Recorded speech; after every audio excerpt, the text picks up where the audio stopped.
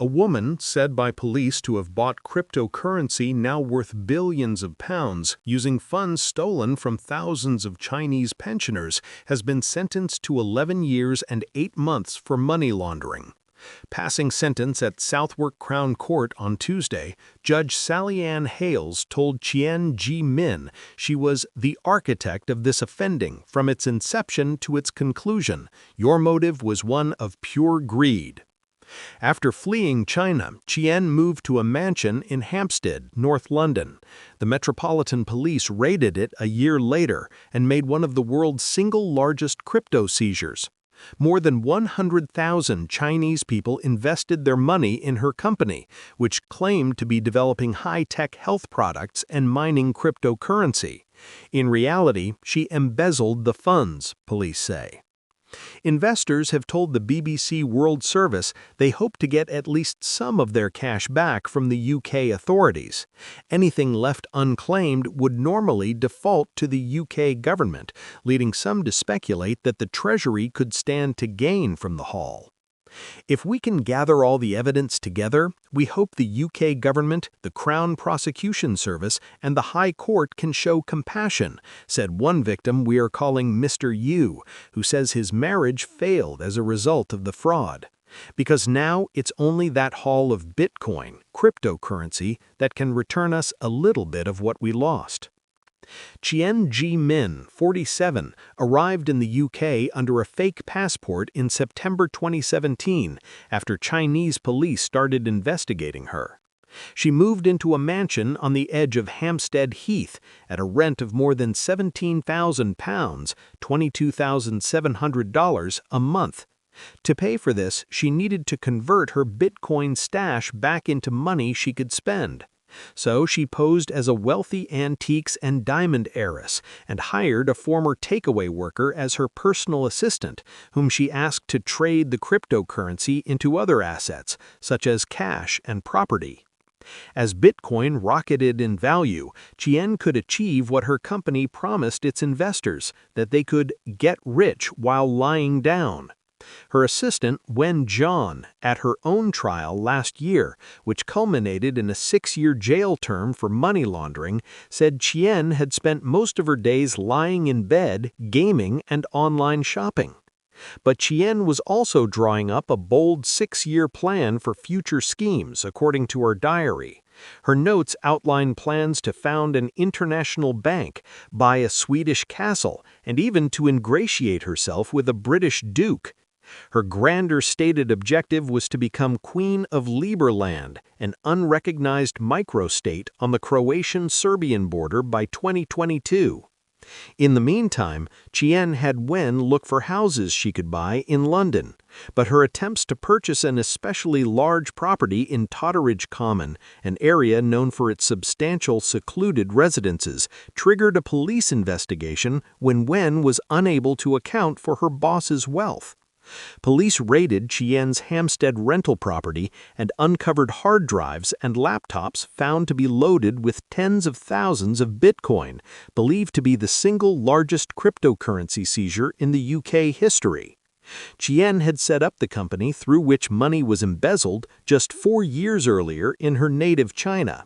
Lantien Grui, or Blue Sky Greet in English, claimed to use investors' money to mine or generate new Bitcoin and to invest in a range of pioneering technological devices.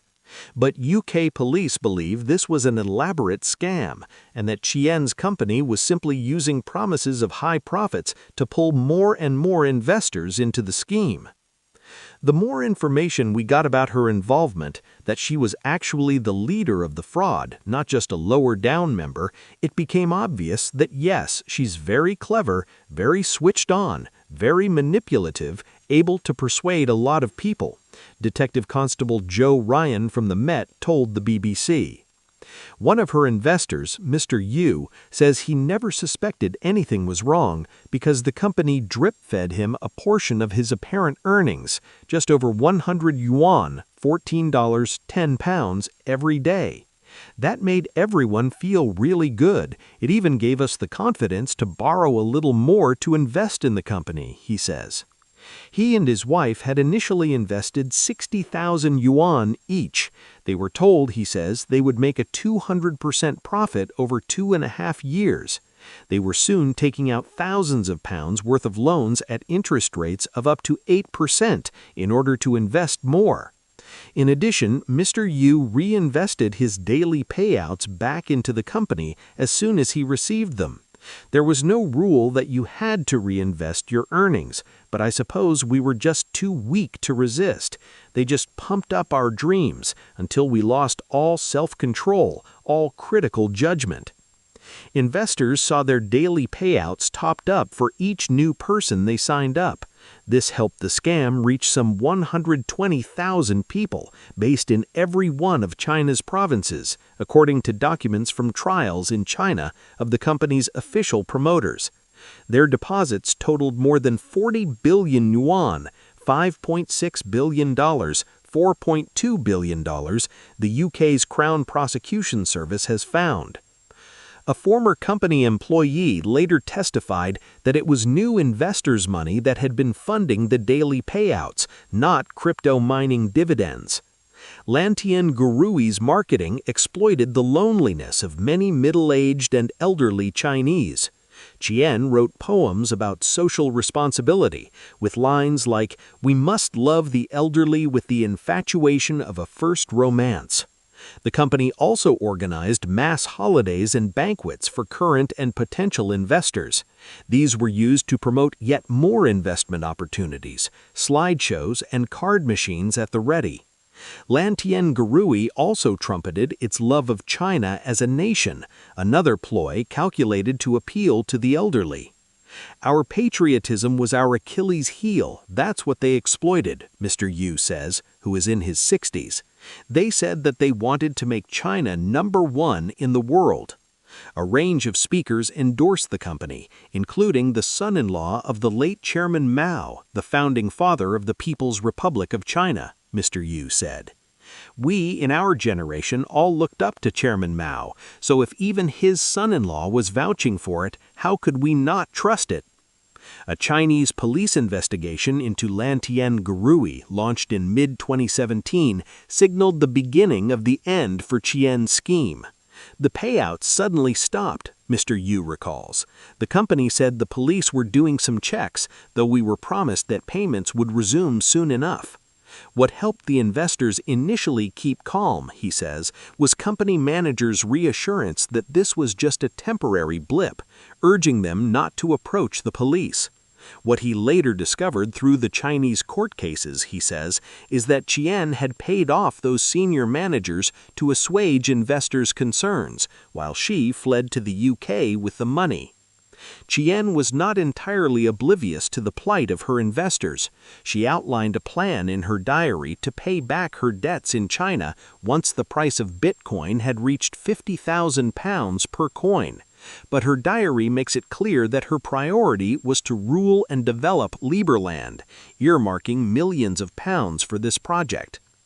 When she was finally arrested in York, in the north of England, last April, police also found 5 other people at the house Southwark Crown Court heard at the start of her sentencing hearing on Monday. All 4 had been brought to the UK specifically to work for Qian, in roles such as shopping, cleaning, and security, and were employed illegally, the court was told. At the time of her arrest, Qian denied all charges, claiming she was simply fleeing a Chinese government crackdown on crypto entrepreneurs and disputing evidence presented by the Chinese police. But then, at her trial in September, she unexpectedly pled guilty to illegally acquiring and possessing the cryptocurrency. Qian's lawyer issued a statement after her sentencing on Tuesday, which described her client as a Bitcoin pioneer, adding that Qian accepted her conviction, but that she never set out to commit fraud, but recognizes her investment schemes were fraudulent and misled those who trusted her. Before her jail term was announced, Mr. Lee told the BBC Qian's guilty plea offered victims a glimpse of sunlight. The cryptocurrency Qian brought to the UK has multiplied more than 20 times since her arrival. Its fate will be decided by a civil proceeds of crime case that will start in earnest early next year. There are thousands of Chinese investors planning to make a claim in this case, say lawyers from 2 firms representing victims. But this will not be easy, one of them said. A Chinese lawyer who asked to remain anonymous told us. They will need to prove their claim, and in many cases they did not transfer money to Qian's company directly, but to accounts of local promoters who then passed the cash up the chain. It is not clear if the victims, if successful, will receive only their original investment or an inflated amount which reflects Bitcoin's subsequent rise in value. As in other proceeds of crime cases, any money left over after this process would normally default to the UK government. The BBC asked the UK Treasury what it plans to do with any remaining money, but it did not respond. Separately, last month, the CPS said it was